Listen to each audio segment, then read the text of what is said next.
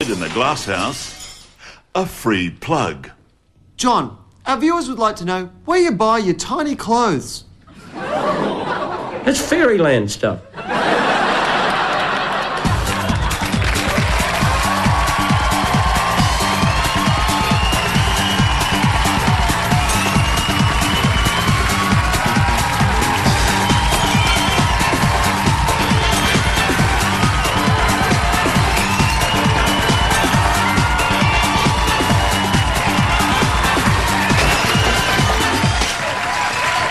G'day folks, welcome to the Glasshouse, the program that asks the question, if John Howard has spent the last 10 years in office, do you think he's ever secretly sat on his photocopier?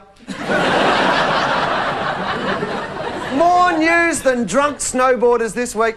In his latest graphic novel adventure, Batman will forget about old enemies like the Riddler and the Joker and take on Osama bin Laden. Good to see someone's still chasing him. And Batman has the advantage because with his dark clothes and covered face, Osama will probably assume he's a woman. In Holy Terror Batman, the Cape Crusader will battle Al-Qaeda when Gotham City is attacked by terrorists. And let's face it, trying to defeat Bin Laden in a fictional American city isn't any more stupid than trying to defeat him by invading a country he doesn't even live in.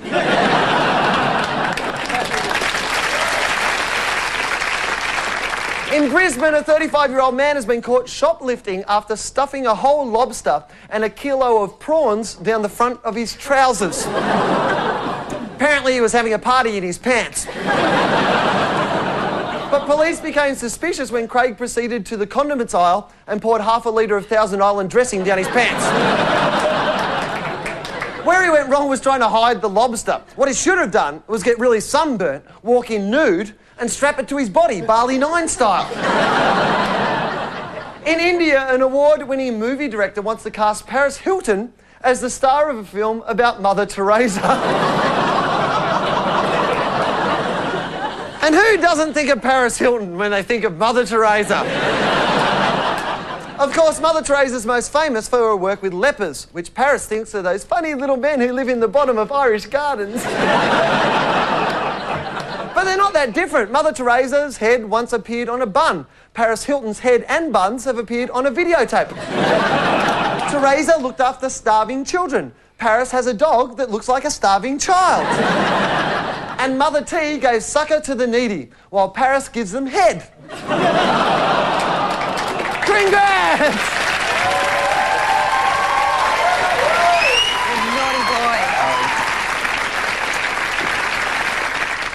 Food news, Will Pickle.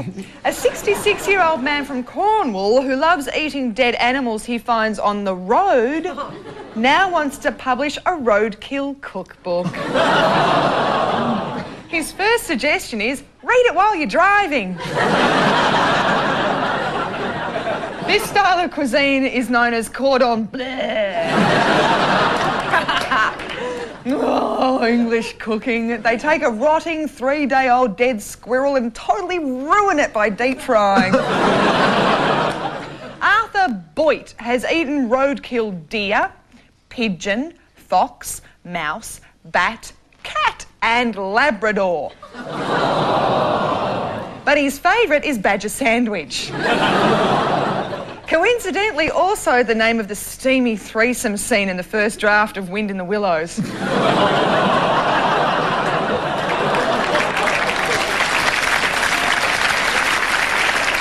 Yo's!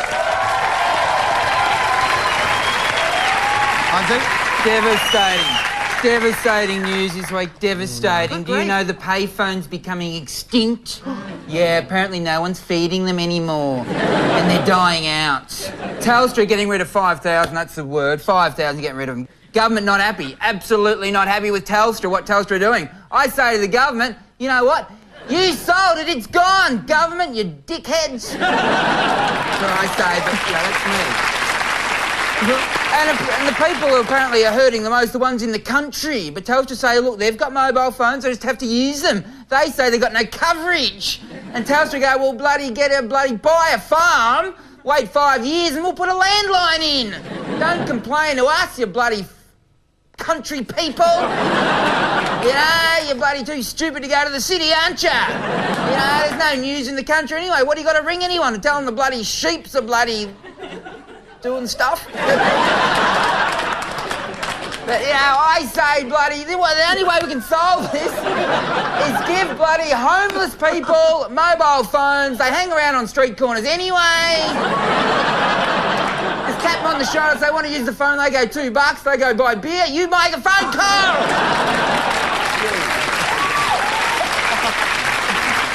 All right, let's get to it. Joining me, Corinne and Dave, to throw some stones in the Glasshouse tonight, the hardest working mad man in show business, Pinky Beecroft.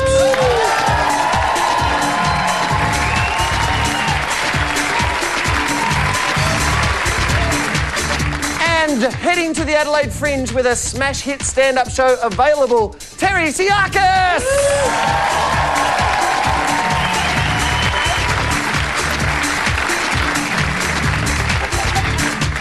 All right, movers and shakers. First up, Australia's most famous manufacturer of work shorts has a new range designed to end the affliction known as tradesman's cleavage.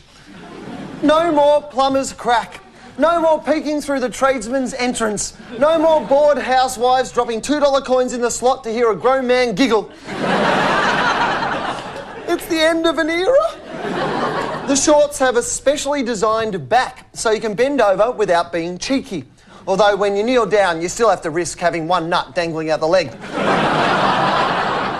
But tradesmen need their crack exposed. It's not just for show or attracting a mate, it's a safety issue. If a tradie should lose his balance on the building site, he can grip onto a beam or girder with his prehensile butt cheeks.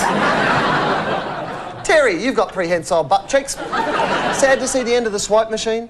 I am. I think this is really sad. In fact, I'm a bit outraged by the whole thing because, well, pretty much if you can't let your ass hang out of your pants on a building site in this country, then the terrorists have pretty much already won.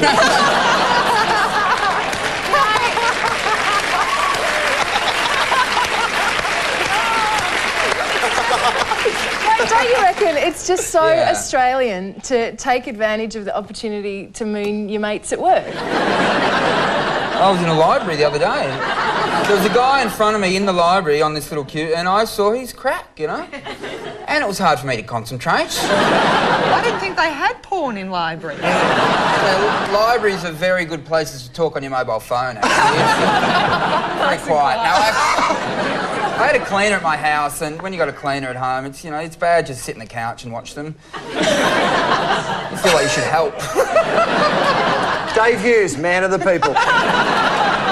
I don't know whether this is true or not, but someone told me that there's become an epidemic of boys and girls getting nerve damage in their groin from wearing these low-cut hipsters, I guess with the belt kind of sitting in their genital region, and it's causing numbness. How hilarious is that? So you wear these to pull, and then when you get home, you can't pull. Can I ask you girls, are you ever turned on by the sight of a male crack? No. I really am wearing lowriders right now.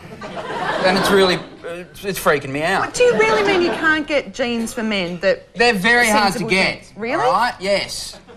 I'll show you my crack, all right? No, oh. I knew this story would come to this. I just knew. Can I just show you a bit? This is what I'm wearing, all right? They just look like they're falling down. Couldn't you just pull them up? That's as far as they go. If I pull them up anymore, my balls split in half. I forgot about you, have I? It starts like that, but it ends up in Brokeback Mountain. That is the thing, though, with hipsters, because they're so low, you're constantly hiking them up. Like you're saying that causes problems in your kind groin of area. groin area. For females, too, the front bum, then you run the risk of a bit of camel toe. Which can be nice, but, you know... I mean, is camel toe in? I mean, I know it's in, but... has camel toe ever been like do people, you know... Fashion? In certain parts of Australia. Yeah. No, Coffs Harbour, camel toe's big.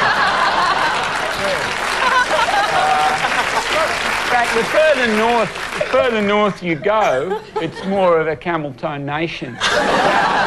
Me Maybe it has something to do with humidity or It's got something. to do Further possibly. north you go. I don't know. I think a lot of people have embraced the whole hipster thing but not really been comfortable with it. And so you see a lot of people wriggling, jiggling, kind of pulling their things down, up, round.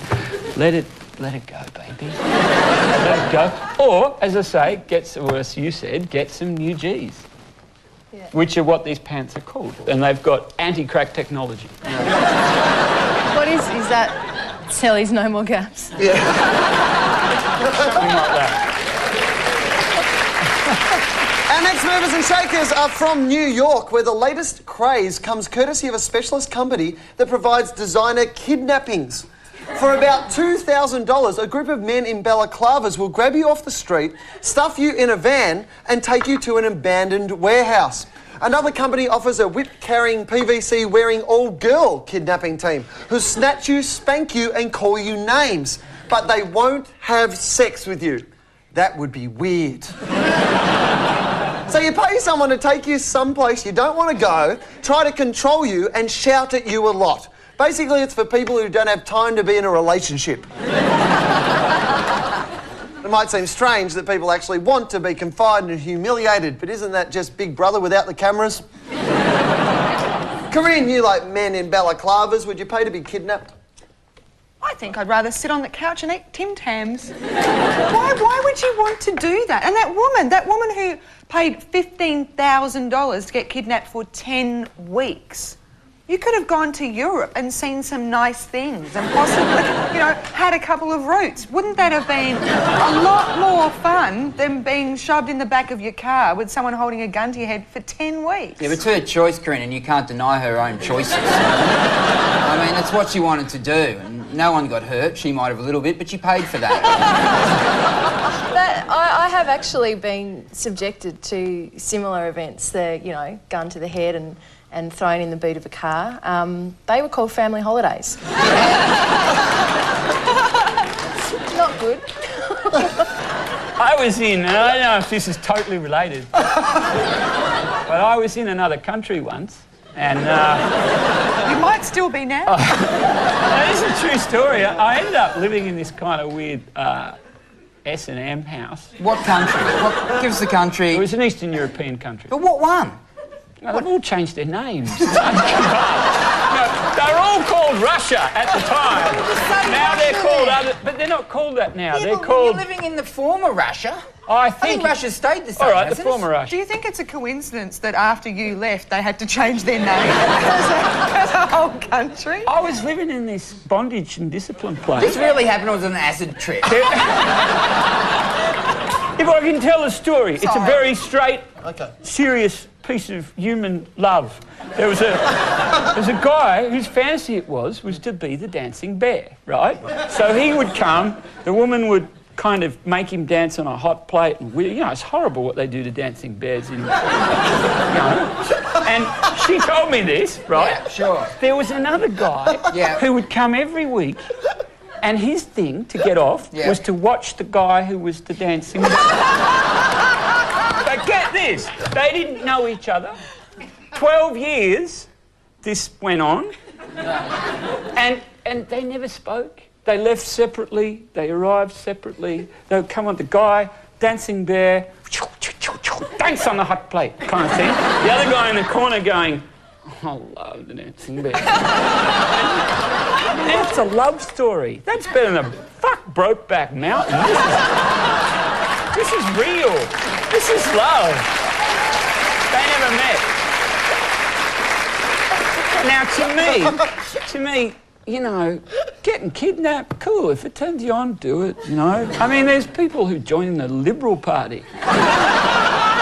People who do all sorts of things.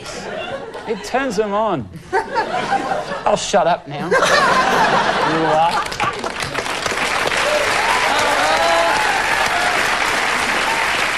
Our favourite movers and shakers are the fine, upstanding makers of personal pleasure products.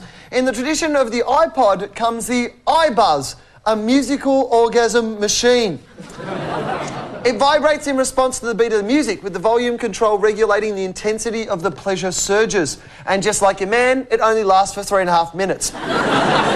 This puts real genitals even further behind in the pleasure stakes, except for those men who can hum through their testicles.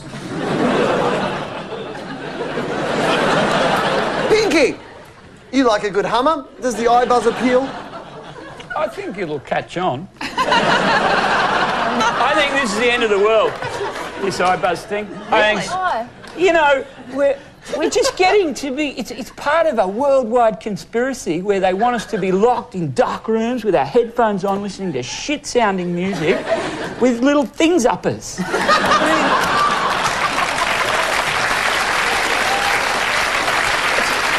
not how the world should be.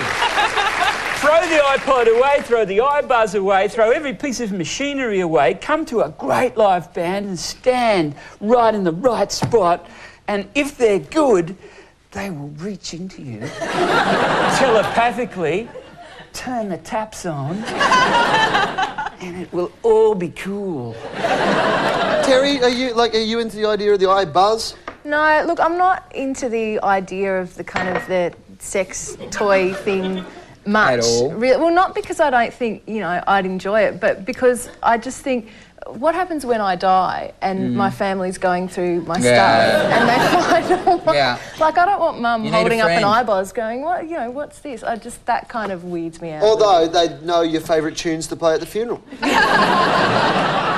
True. But I don't know about people listening, you know, having their headphones on in darkened rooms. I most often see people doing the iPod thing on public transport, and I think the iBuzz would be infinitely more annoying, because normally if it's just an iPod, it's just annoying to hear that, you know, when the person next to you is listening to music and you can hear that tick, tick, tick. How annoying to listen to the person next to you's orgasm. That's just... I don't know. Too Anyone much. getting off at the next stop? No, I'm getting off here.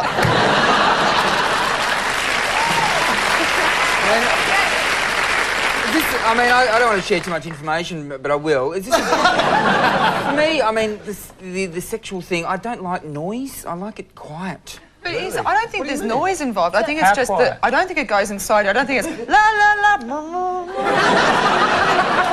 I don't think it's got a speaker. Isn't it? I thought it was singing songs at you. No. What's it doing? It vibrates to the beat of the music. The pleasure surges are controlled by